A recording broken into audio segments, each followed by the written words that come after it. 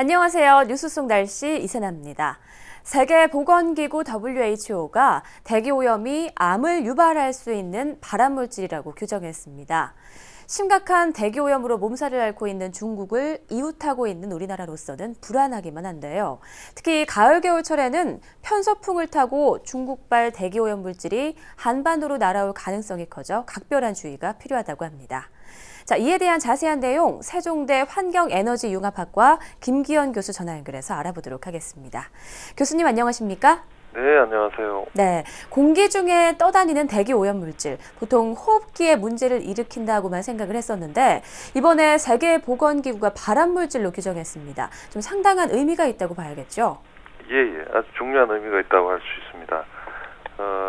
이 세계보건기구 산하 국제암연구소가 우리 사람에게 암을 일으키는 여러 가지 물질들을 조사하고 있었는데 그동안 대기오염이 심정적으로 어떤 문제가 있다고 생각은 했었지만 이번에 과학적으로 여러 가지 발암물질들, 예를 들어 성면이라든가 자외선이라든가 또 방사능 물질이라든가 이런 것 등등과 같이 바깥 공기, 오염된 바깥 공기에 지속적으로 노출될 경우에 사람에게 암을 일으킨다는 걸 과학적으로 증명하고 그것을 구체적인 발암물질로 선언하게 되었습니다. 네.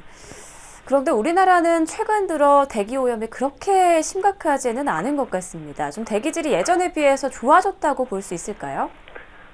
좀 양면성이 있는데요. 일단 우리가 관리하고 있는 대기오염 물질들, 예를 들어 일산화탄소라든가 오존이라든가 이산화황이라든가 이런 물질들은 청정연료를 사용한다든가 그동안 여러 가지 행정적인 조처를 통해서 굉장히 좋아진 부분이 분명히 있고요. 그렇지만 그런 관리 물질이 아닌 성분들, 또 그 외에 여러 가지 다환방향족 탄화수소라든가 이런 물질들의 경우는 예전보다 오히려 더 오염이 심각해진 측면도 있기 때문에 네. 단정적으로 이야기할 수는 없지만 일단 그래도 외형적으로 어떤 기준성 오염 물질이 많이 줄어든 부분은 많이 좋아졌다고 할 수가 있습니다. 네. 네.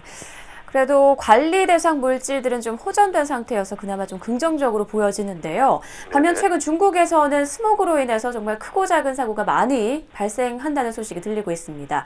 중국의 대기 오염 무척 심각한 상황인 것 같은데 특히 베이징의 대기 오염은 어느 정도 수준인지 좀 알려주시죠.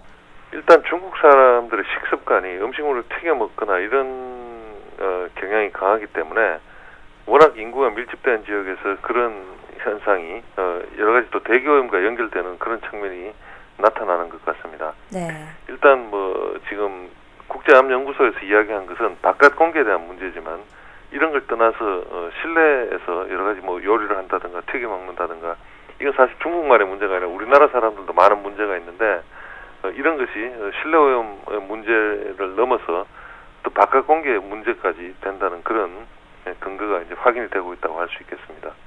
네, 실외, 실내 할 것 없이 모두 공기의 질이 악화되고 있다는 말씀이신데 중국은 서해를 사이에 둔 우리 이웃 나라이지 않겠습니까? 편서풍을 네. 타고 중국의 대기오염 물질이 바로 우리나라로 유입되는 상황인데요. 특히 가을 겨울철에 유입 가능성이 높다고 하는데 어떤 특별한 이유가 있을까요? 예, 일단 우리가 가을 겨울보다 사실 겨울이나 봄 문제인데 네. 겨울철에 어떤 건조했던 토양이 이제 봄에 어떤 기류를 타고 우리나라로 넘어오고 심지어 미국 태평양까지 넘어가는 그런 상황이니까 근데 기상 이변 때문에 이런 현상이 점차 더 심각해질 것 같아서 우리가 좀 예의주시하고 있는 상황입니다. 네, 그럼 중국발 대기오염 물질 어떤 성분이 들어있고 또 가장 우려가 되는 부분은 어떤 것인지 좀 설명해 주시죠.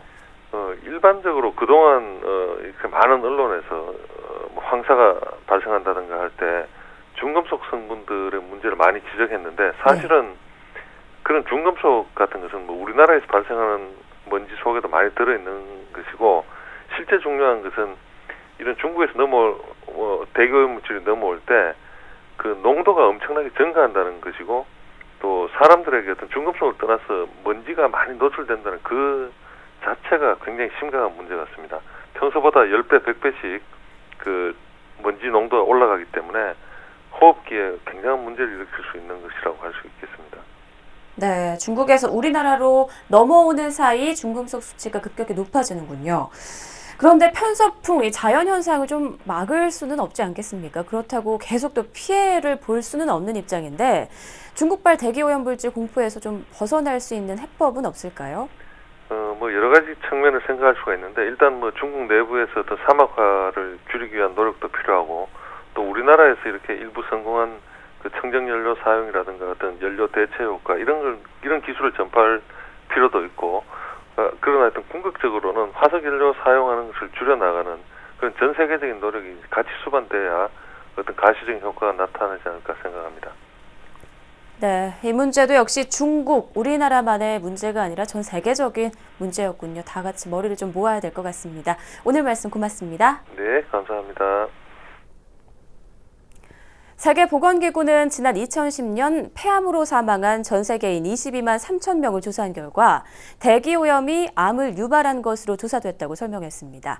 특히 사망자의 절반 이상이 중국 혹은 동아시아 지역 출신인 것으로 확인됐다고 하는데요.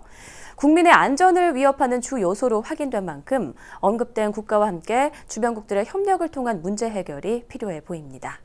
뉴스 속 날씨 오늘 준비한 내용은 여기까지입니다. 시청해주신 여러분 고맙습니다.